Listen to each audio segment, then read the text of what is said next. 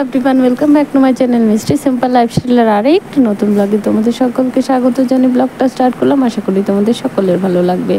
তো সকালবেলায় দেখো, আজকে যেহেতু মানডে, তো আগে বলেছিলাম আমাদের দেবজিতের আছে এক্সাম, তো ওকে রেডি করে দিয়ে আজকে তেমন টিফিন কিন্তু দেইনি, কারণ ওর 7:30 থেকে 9টা পর্যন্তই এক্সাম হবে, যেহেতু গভর্নমেন্ট নিয়ম হিসেবে। তার জন্য টিফিন দেওয়ার দরকার পড়েনি। ও স্কুল থেকে 9টার সময় এসে টিফিনটা করতে পারবে, মানে সকালের খাবার খেতে পারবে। তার জন্য শুধু জল দিয়ে দিলাম, গরম তো প্রচণ্ড। তার জন্য এমনিতেও আমাদের দেবজিৎ 9টা ঘরে যখন থাকে তখন 9টার আগে কিন্তু 9টা 10টা কিন্তু খেতে চায় না কিছু। ওই আমাদের ঘরে সবাই চাটা খেতেও কিন্তু আমাদের একটু দেরি হয়ে যায়, মানে খেতে চায় না। আর তারপরে চলে আসলাম ঘরে। এখানে দেখো কি সুন্দর ফুল ধরেছে।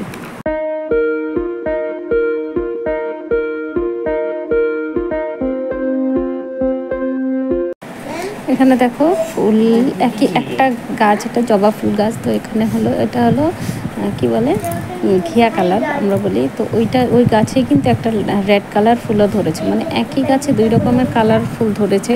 তো ওটা একটু দেখালাম তোমাদেরকে। তো সচরাচর তো এমন দেখা যায় না যে এক গাছে 2 রকমের ফুল, তো তার জন্যই দেখালাম। আর আজকে কিন্তু অনেকটা ফুল ফুটেওছে।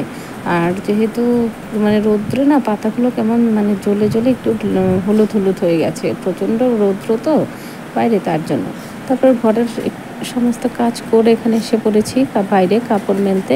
আর ওই দিদি আসবে কখন ওটাই চিন্তা ভাবনা করছি। দেখবে লোকের বলে না যে লোকের ভরসায় থাকলে নিজেও কিন্তু একটু মানে কি বলবো পিছিয়ে পড়া হয়, কারণ ভাবা হয় যে আসবে, তার জন্য মানে রেখে দিয়েছি কতগুলো কাজ, তো ওগুলো সে করে দেবে। আর কতগুলো করে নিয়েছি। তার কাপড়গুলো আমি ধুয়ে দিলাম, কারণ আসবে তো অনেকটা দেরিতে, তো কাপড়গুলো শুকাবে না। তার জন্য আগেই আমি কাপড়গুলো ধুয়ে দিলাম।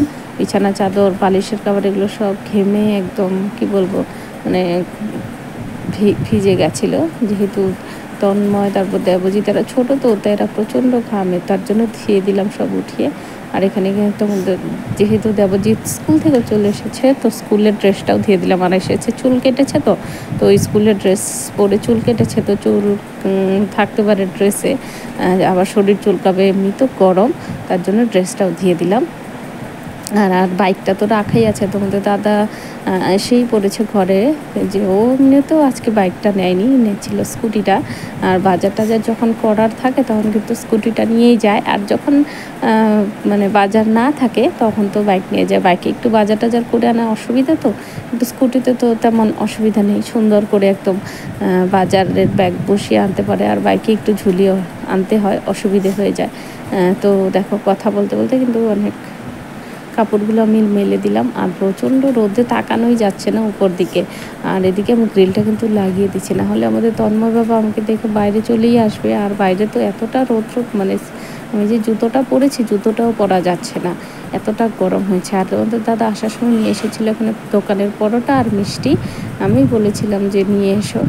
আর গরম গরম পরোটা তো খেতে ভালোই লাগে। আগে ভাবলাম যে খেয়ে নিই, তারপরে আবার অন্য কাজ করবো। তো মিষ্টিটা তন্ময়কে দেবো। সকাল থেকে তোমাদের সামনে আসা হয়নি, অনেক কাজকর্ম হয়ে গেছে। আর এই দেখো বিছানার চাদর টাদর কিন্তু সমস্ত কিছু চেঞ্জ করে নিয়েছে আজকে, কারণ গরম এতটা, একদিন পরে পরে না দিলে। আর দেবজিতের আজকে ছিল পরীক্ষা, ইংলিশ 2 গ্রামার। কেমন হয়েছে? হিরো।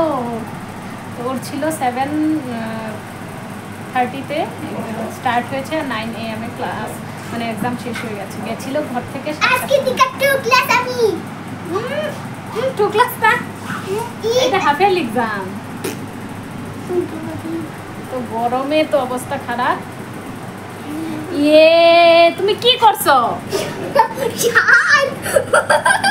তুমি কি করছো বাবা? এই পর্যন্ত আমাদের তন্ময় বাবার কিন্তু 3বার চান হয়েই গেছে। নিজে 2বার নিজে করেছে, আর একবার আমি করিয়ে দিয়েছি। আর দেখো এখানে তোমাদের দাদা দিচ্ছে পুজো। ও কিন্তু ঠাকুরকে যে খেয়ে মানে প্রসাদ হিসেবে জলটা দিয়েছিল, তো আর বোঝে না, ছোট, ওই জলটাই দিয়ে দিল। আর ঠাকুরের যে গায়ে যে সিঁদুর লাগানো ছিল ওটাই এনে তোমাদের দাদার কপালে লাগিয়ে দিচ্ছে। এটা মা থেকে শিখেছে। ও যেহেতু মন্দিরে ঢুকলেই মা আগে ওকে কপালে টিকটা পরিয়ে দেয়, মানে ঠাকুরের ফোঁটাটা, তো ওটাই ও যেহেতু ওকে যেভাবে পরানো হয় ঠিক সেইভাবেই ও কিন্তু পরে দেয়। আর বাইরের আকাশটা দেখো প্রচণ্ড গরম, আর গাছের পাতা তো নড়ছেই না। আর নারিকেল গাছের ফাঁকা দিয়ে সূর্য দেবতাকে কি সুন্দর দেখাচ্ছে। একবার সূর্য দেবতা দেখাচ্ছে, আবার দেখাচ্ছে না, মানে গাছের ওই যে নারিকেল গাছ আছে তো, নারিকেল গাছের একদম পাশ দিয়ে। দেখা যাক কি হয়, কত সময় এমন থাকে। তো এতক্ষণ প্রচণ্ড গরম দেওয়ার পর এখন দেখো কি সুন্দর ঠান্ডা হাওয়া, মেঘ করেছে আকাশে, ঠান্ডা ঠান্ডা হাওয়া দিচ্ছে। তো চলো, আর এই যে আমরা দুজন বেরিয়ে আছি।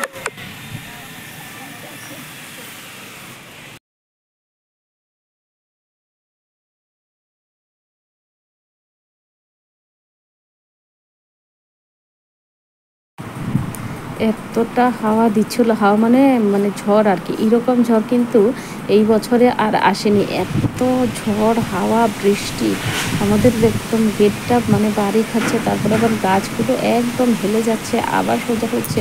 মনে হচ্ছিল গাছগুলো এক্ষুনি পরে সব ভেঙে যাবে। এদিকে নারকেল গাছ, সুপারি গাছ, আবার পেছনেও যে গাছগুলো আছে, আর মানে তোমরা মানে বুঝতেও মানে ভাবতেও পারবে না এতটা মানে ঝড় উঠেছিল। আর সামনে যে মা লাগিয়েছিল ফুল গাছ, তো ফুল গাছ টুল গাছ কিন্তু সব পড়ে গেছিলো হাওয়ায়, চেয়ার টেয়ার সব উঠিয়ে নিয়ে গেছিলো। তার জন্য কিন্তু কারেন্ট চলে গেছিলো। তো রাতের বেলা সবাই মিলে ওই যে কারেন্ট ঠিক করার চেষ্টা করছিল। তো আজকে আমি এখানেই ব্লগটা এন্ড করবো, আর শ্যুট করতে পারিনি। টাটা।